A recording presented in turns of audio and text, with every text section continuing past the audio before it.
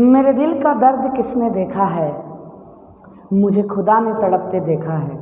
अरे मेरे दिल का दर्द किसने देखा है, मुझे खुदा ने तड़पते देखा है। हम तन्हाइयों में बैठकर रोते हैं और लोगों ने हमें महफिलों में हंसते देखा है। नमस्कार, मैं दीपक कुमार सोनी आप सबका दीपक जीएस एकेडमी में बहुत बहुत स्वागत करता हूं। दोस्तों, कुछ दिनों से हम लोग झारखंड के हिस्ट्री को छोड़कर लगभग सारी श्रृंखलाओं को पढ़ाने के बाद अब बहुत ज़्यादा डिमांड आ रही है कि सर हम लोगों के बिहार के एग्ज़ाम होने वाले हैं। बिहार के जो संपूर्ण एग्ज़ाम है, जैसे फायरमैन का एग्ज़ाम अभी हो गया, बीपीएससी का एग्ज़ाम आने वाला है, तो खैर कोई दिक्कत की बात नहीं है। हम लोग झारखंड के हिस्ट्री को भी लेकर चलेंगे। उसके साथ साथ हम लोग बिहार के जो बचे हुए पार्ट हैं 8-10 क्लासेस में हम लोग समाप्त करेंगे। 12 क्लासेस मैंने पढ़ा दिया है। आप जा कर के बिहार के कला संस्कृति, बिहार के संपूर्ण भूगोल को मैंने पढ़ाया है। आप प्लेलिस्ट का लिंक दिया हुआ है डिस्क्रिप्शन में, आप जा कर के देखें। अगर झारखंड से आप संबंधित हैं तो झारखंड के वीडियो को देखें, और बिहार के वीडियो को तो झारखंड भाइयों को भी देखना चाहिए, क्योंकि देखिए बिहार की जो वैकेंसी जाती है उसमें जनरल का छूट है। दोस्तों, आप जनरल से भर सकते हैं, कोई दिक्कत की बात नहीं है, और बहुत बेहतर होता है यहाँ का एग्ज़ाम, आप ध्यान में रखिएगा, ठीक है। तो आइए जानते हैं, आज हम एक महत्वपूर्ण बिहार से संबंधित चैप्टर को उठा रहे हैं हम लोग, जो काफ़ी ज़्यादा महत्वपूर्ण है और यहाँ से प्रश्न आता है तो मैक्सिमम लोगों से बन नहीं पाता है दोस्तों। इसलिए इसका नोट्स मैंने बनाया, और नोट्स बना करके विभिन्न प्रकार के क्वेश्चन बैंकों से एक जगह आपके लिए ला करके ये रख दिया मैंने, ठीक है, ताकि आप यूट्यूब पर इधर उधर ना भटके, है ना। सब व्यूज़ पाने के चक्कर में अलग अलग हथकंडे लगाते हैं, आप वैसा ना करें। आप सीधा सीधी आप इस चैनल से तैयारी करें, और आपको अच्छा लगता है तो चैनल को लाइक शेयर सब्सक्राइब करें और बहुत बेहतरीन तरीके से अपनी तैयारी को करें। दोस्तों, तो आज एक महत्वपूर्ण चैप्टर है हमारा, बिहार में आने वाले प्रमुख विदेशी यात्री। देखिए यहाँ से क्या क्वेश्चन पूछेगा आपसे, एक तो ये पूछेगा कि बिहार में जो विदेशी यात्री आए उन्होंने कुछ विशेष स्थानों को कुछ विशेष नाम दिया, या उनसे जुड़ी कुछ विशेष स्मृतियां हैं जिनसे आपको प्रश्न पूछा जाएगा, ठीक है। तो आइए हम लोग सबसे पहला जो विदेशी यात्री का बात करेंगे दोस्तों, वो मेगास्थनीज का करेंगे। आप जानते हैं मेगास्थनीज के बारे में थोड़ा सा हम चर्चा कर लें कि देखिए जो सिकंदर के सेनापति थे सेल्यूकस निकेटर, उस सेल्यूकस निकेटर का दूत था मेगास्थनीज, और चंद्रगुप्त मौर्य के दरबार में आया था जब चंद्रगुप्त मौर्य गद्दी पर बैठे थे, है ना। जब ये यहाँ आया तो इसने भारत के संस्कृति से, भारत के मगध के संस्कृति से, मगध के क्षेत्र से इतना ज़्यादा ये प्रभावित हुआ कि इसने इंडिका नामक एक पुस्तक लिख दी, जिसका अंतिम रूप से संकलन मैकरिंडल ने किया था। ये भी प्रश्न पूछे जाते हैं, प्रमुख प्रकार के पुस्तकों में आपको नहीं मिलेगा दोस्तों, आपको याद रखना है। बीपीएससी वगैरह इस प्रश्न को पूछता है कि इंडिका का संकलन किसने किया था, तो मैकरिंडल ने किया था, और मैकरिंडल ने इंडिका का संकलन किया। लिखा किसने इंडिका को, तो सेल्यूकस निकेटर के सेनापति मेगास्थनीज ने किया। पटना को इसने पालिम्ब्रोथा के नाम से पुकारा है दोस्तों, बहुत महत्वपूर्ण।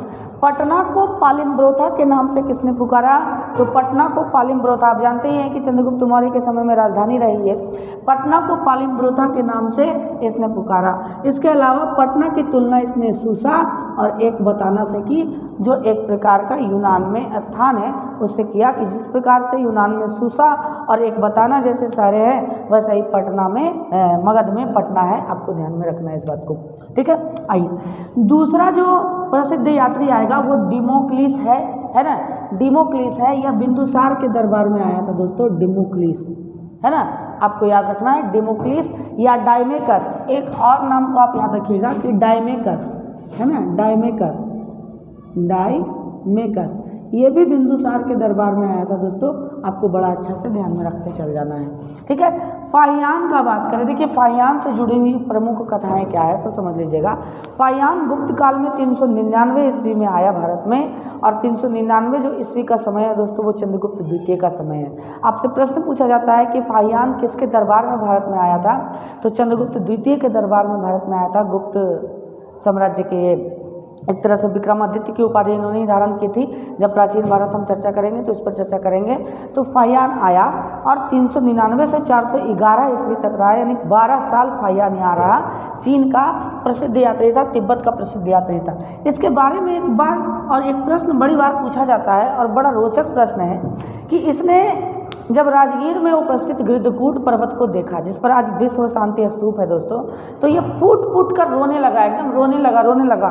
सब पूछा कि अरे भाई काहे रो रहा है, पहाड़ में कोई शेर देख लिया का?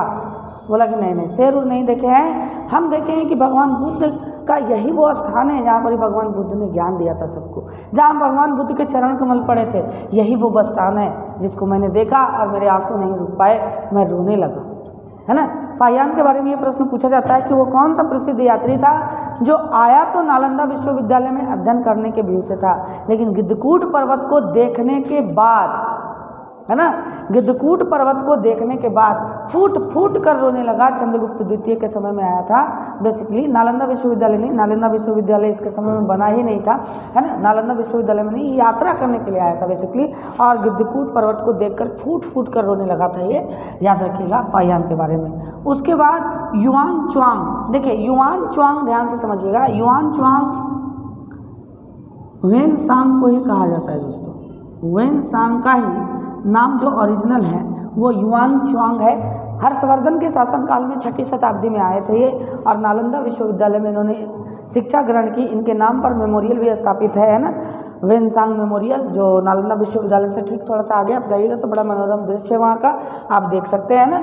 लगभग 14 वर्ष ये यहाँ पर रहे, अध्ययन किया उन्होंने, है ना। हर्षवर्धन के समय में ये भारत में आए थे, ठीक है।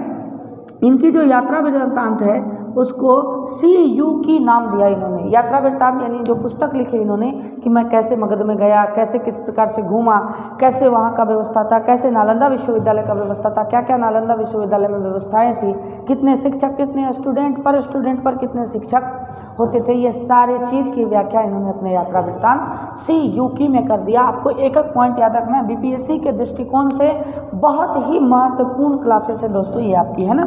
इत्सिंग, अगले जो यात्री हैं इत्सिंग, 673 ईस्वी में भारत आए और नालंदा में इन्होंने अध्ययन किया था। आपको याद रखना है 6वीं शताब्दी ईस्वी में, गुप्त काल के दौरान ही ये भारत आए थे और नालंदा में इन्होंने, गुप्त काल बोल रहे, हर्षवर्धन के काल में ही भारत आए थे। और बेसिकली हर्षवर्धन नहीं, हर्षवर्धन के बाद जो शासक बैठे उनके समय में आए थे इत्सिंग, और नालंदा विश्वविद्यालय में इन्होंने अध्ययन किया। बात करें अगर धर्मास्वामीन का, है ना, बात करें अगर धर्मास्वामीन का, तो धर्मास्वामीन देख लीजिए दोस्तों, धर्मास्वामीन जो है ये 1234 से 36 में भारत आए, और आपको मालूम है ना कि 1192 से 93 का जो समय है, या तो फिर 12वीं शताब्दी आप बोल दीजिए, वो समय बख्तियार खिलजी के आक्रमण, सल्तनत की स्थापना, कुतुबुद्दीन ऐबक का वर्चस्व और मोहम्मद गौरी के आक्रमण का समय है ना। और एक बात हम लोग भली बात ही जानती हैं इस बात को लेकर के कि नालंदा विश्वविद्यालय को जलाया किसने था, बख्तियार खिलजी ने। लेकिन धर्मास्वामीन ने अध्ययन करते हुए इस बात की पुष्टि कर दी कि ये तिब्बत के यात्री थे धर्मास्वामीन, कि बख्तियार खिलजी ने नालंदा विश्वविद्यालय को नहीं जलाया था। याद रखिएगा, बख्तियार खिलजी ने नालंदा विश्वविद्यालय को नहीं जलाया था, ये एकमात्र यात्री ने कहा है, और उसका नाम धर्मास्वामीन है। इसलिए कई बार ये प्रश्न पूछे जाते हैं और ये प्रश्न उठने का सेक्टर भी बनता है कि किस यात्री ने ये सूचना दी अपने यात्रा वृत्तांतों में कि बख्तियार खिलजी ने नालंदा विश्वविद्यालय को नहीं जलाया, तो वो धर्मास्वामीन ही थे, ठीक है। मुल्ला तकिया, ये अकबर के समकालीन थे। इन्होंने जौनपुर से बंगाल तक की यात्रा की, और जौनपुर से बंगाल तक की यात्रा करने के दौरान इन्होंने बिहार के दरभंगा की विशेष चर्चा की। और यही प्रश्न आपसे पूछा जाता है कई बार कि बिहार के दरभंगा की विशेष चर्चा करने वाले यात्री कौन थे, तो मुल्ला तकिया थे, जिन्होंने इसकी चर्चा की थी बहुत अच्छे तरीके से। अब्दुल लतीफ़ अगले यात्री हैं, ये ईरानी यात्री थे दोस्तों, 17वीं शताब्दी में भारत आए थे ये, है ना। इन्होंने आगरा से राजमहल तक की यात्रा की थी। राजमहल यानी वही झारखंड का उत्तर पूर्वी छोर, राजमहल का छोर, साहेबगंज पाकुड़ का इलाका, आप ध्यान में रखिएगा इस बात को। उसके बाद मोहम्मद सादिक थे, ये ईरानी यात्री थे दोस्तों, ये पिता के साथ अपने भारत आए थे और इन्होंने एक यात्रा वृत्तांत लिखी, सुबह सादिक। याद रखिएगा, सुबह सादिक किसके द्वारा लिखा गया, तो मोहम्मद सादिक के द्वारा। किसके बारे में कहा जाता है कि ये यात्री अपने पिता के साथ भारत में आए थे, तो मोहम्मद सादिक के बारे में कहा जाता है। अगले हैं मुल्ला बहबहानी, है ना, ये ईरानी धर्माचार्य थे। पटना को इन्होंने जन्नतुल हिंद कहा, यानी हिंदुओं का जन्नत कहा है, जन्नतुल हिंदू कहा था इन्होंने। पटना को बोला कि हिंदुओं का जन्नत है पटना, है ना। और इन्होंने अपना यात्रा वृत्तांत लिखा मृतुल अहवाल, है ना। इन्होंने अपना यात्रा वृत्तांत कौन सा लिखा, मृतुल अहवाल। देखिए यही सब प्रश्न दोस्तों BPSC में आपको लीड करवाएंगे, बीएसएससी में आपको लीड करवाएंगे, बिहार के एग्जामों में आपको लीड करवाएंगे। आपको अच्छा से ध्यान में रखते चल जाना है। अगले जो यात्री हैं, अंग्रेज यात्री हैं रैल्फ फिंच, ये अकबर के काल में आए थे। ये पहला अंग्रेजी यात्री था दोस्तों जो बिहार का भ्रमण करेगा, आपको याद रखना है। बिहार का भ्रमण करने वाला पहला अंग्रेजी यात्री कौन था? तो रैल्फ फिंच था।